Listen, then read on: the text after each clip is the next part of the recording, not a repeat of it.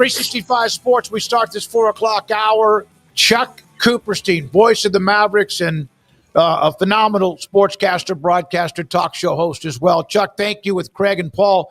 David Smoke. I know the SEC Media Days just started. I want to go back to last week with the Big 12. It seems like it's a conference that you never know from one year to the next who's going to be the team that surprises everybody. Arizona State has a lot back, among others, too. Your thoughts about the Big 12, and what are your overall thoughts on the football conference?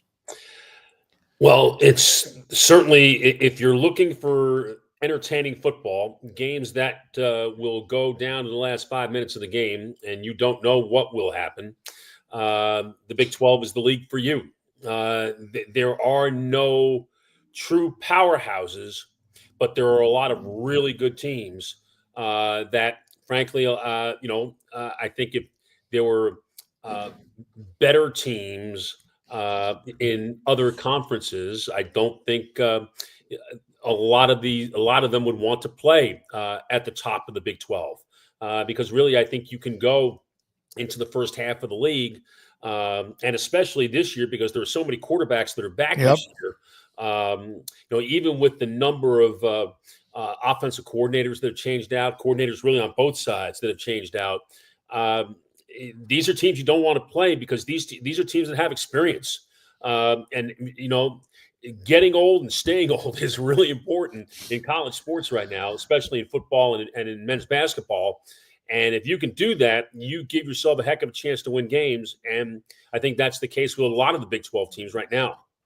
What do you think the level of parity conference to conference is right now, especially after we saw last year the SEC kind of beat each other up in a way they hadn't in the last few years, and then the Big Ten has won the last 2 national titles. It's a different time a little bit with the new roster structure in college athletics. Well, yeah, it's definitely different. The one thing that I would say is that Ohio State seemingly is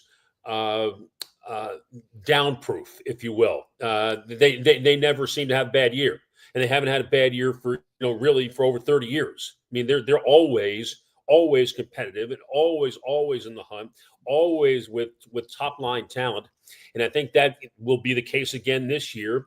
And it's why really they're different than everybody else. I think Michigan's going to take a step back this year. When Michigan won a couple of years ago, I mean, frankly, they had built up for 4 years to try to win that year, and they did.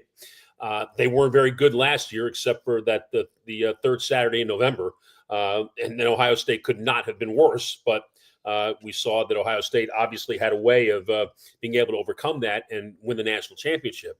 But I mean, I think you look at the SEC, and Georgia's got great talent.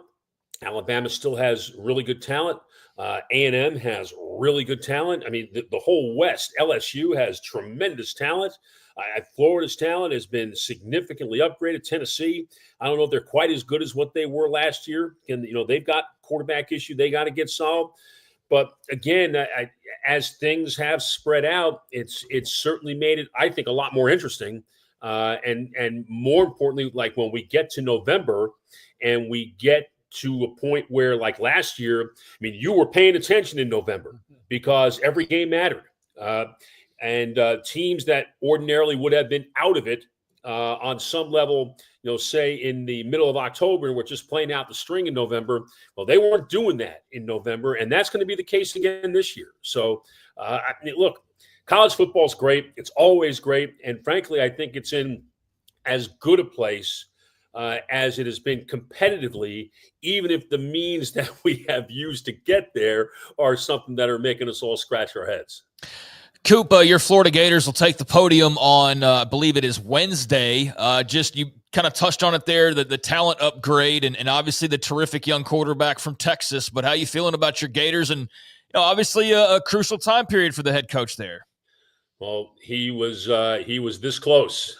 Billy Napier was to being out of there at the end of September. But, they got better as the year went on. Big win over UCF. And then really, I think the game that may have saved him even though it was a loss, was the next week when they played Tennessee, and Tennessee was at really the top of their game. They went to Knoxville. They should have won the game. I think he got conservative there late in the game when he really needed to go for the win. He didn't do it, paid a price for it. But they showed that they were competitive. And other than the Texas game, from that point forward, they should have beaten Georgia the week before, but then they played Texas and they didn't have a quarterback. And, Texas was really rolling at that point. They weren't going to win in Austin, but they beat LSU. They beat Ole Miss. They beat Florida State. They won the bowl game. They're on a real good push right now. And as long as Lagway's arm is okay, then they're going to be okay, because he does have a little bit of it in him. He really does. Things just look entirely different when he's in the huddle as opposed to when anybody else is there.